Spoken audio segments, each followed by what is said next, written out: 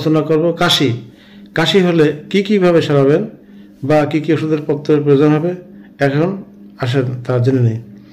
ঋতু পরিবর্তনের সঙ্গে সঙ্গে একটা পরিবেশ থেকে আর একটা পরিবেশে ঢুকলে বা পরিবর্তন যখন হয় সঙ্গে সঙ্গে কাশির উৎপত্তি হয়ে থাকে।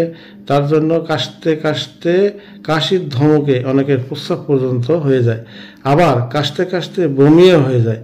এই ঋতু পরিবর্তনের কারণে শিশু থেকে শুরু করে নরনারী, আপাল বৃদ্ধ বনিতা সবাই আক্রান্ত হয়ে থাকেন। কাশি যেন কোনো নিবৃত্ত নেই, রাত্রে তো কাশতে কাশতে ঘুম পর্যন্ত বন্ধ হয়ে যায়।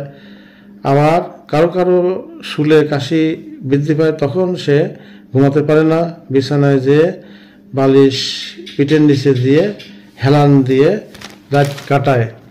অ্যালার্জি যাদের বেশি বেশি আছে তারাও ঋতু পরিবর্তনের ক্ষেত্রে বেশি বেশি এফেক্টেড হয়।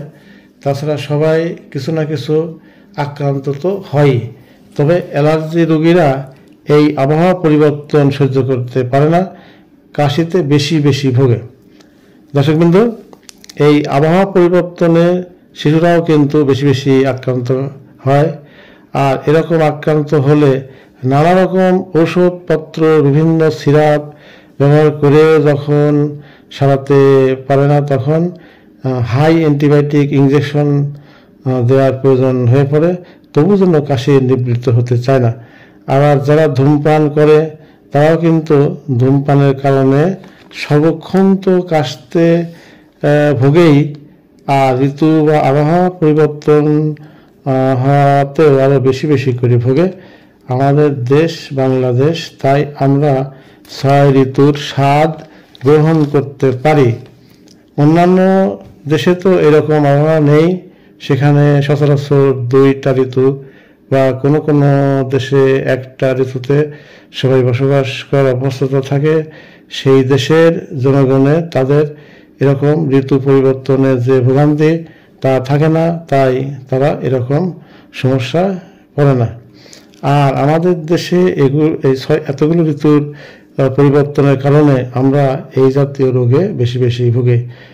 এখন আলোচনা করব, এই দেশে বসবাস করার কারণে তো এসব রোগ হবেই, তাই বাঁচতে গেলে প্রিভিয়াস নলেজ তো থাকতেই হবে। সেটা কি, ঋতু যখন চেঞ্জ হতে যাচ্ছে সেই সময় আমরা একটু সচেতন হলে এই রোগের ক্ষেত্রে কিছুটা হলেও রক্ষা পেতে পারি ন্যাচারালভাবে।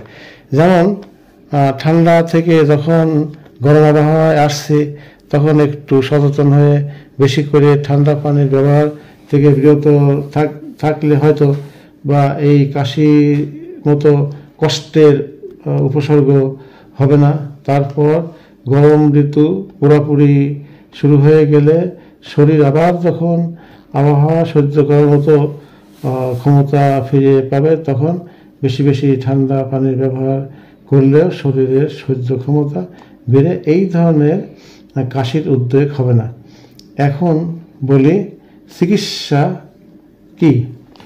ন্যাচারাল চিকিৎসা হলো আদা, লবঙ্গ, দারচিনি, কালোজিরা, তেজপাতা, এইগুলি 3 কাপ পানিতে মিশায়ে আগুনে জ্বালায়ে প্রাকৃতিক ঔষধ তৈরি করে দিনে 3 বার 2 চা চামচ করে খাবেন। আশা করি কাশির উপশম হবে।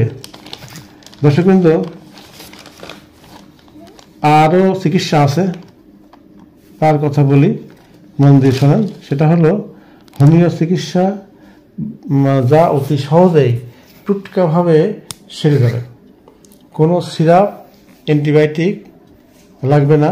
সেটা হলো জাস্টিসিয়া নামক ঔষধটা কিনে খাবেন। সকাল, দুপুর, বিকাল 1 ঢোক পানিতে 20 ফোঁটা করে খাবেন, তাড়াতাড়ি ইনশাল্লাহ উপশম হয়ে যাবে। আরও ঔষধ রয়েছে। ঋতু পরিবর্তনের কারণে শরীরের উপরে যে এফেক্ট তৈরি হয় বা চেঞ্জ তৈরি হয় তা সারাতে মক্ষম ওষুধের কথাটা শুনুন।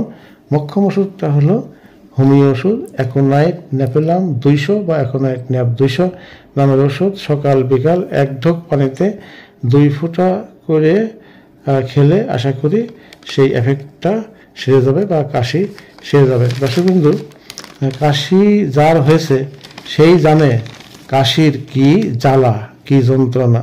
তাহলে দর্শকবৃন্দু, জানতে পারলেন কাশি হওয়ার কারণ, কেন হয়, আবার চিকিৎসা সম্বন্ধেও জ্ঞান অর্জন করতে পারলেন। তারপরও যদি আরও কোনো তথ্য বা কোনো কিছু জানার প্রয়োজন হয়ে পড়ে তবে আমাদের কমেন্ট বক্সে লিখে জানালে আমরা তার উত্তর দেব। দর্শকবৃন্দ, আমার উপরের আলোচনাগুলি যদি আপনার গ্রহণযোগ্য বা আপনার জীবনের সঙ্গে মিলে যায় তাহলে একটা করে লাইক দিয়ে চ্যানেলটাকে সাবস্ক্রাইব করে দেবেন ও আরও কোনো ভালো তথ্যমূলক ভিডিও পেতে অপেক্ষা করুন। খুদা হাফেজ।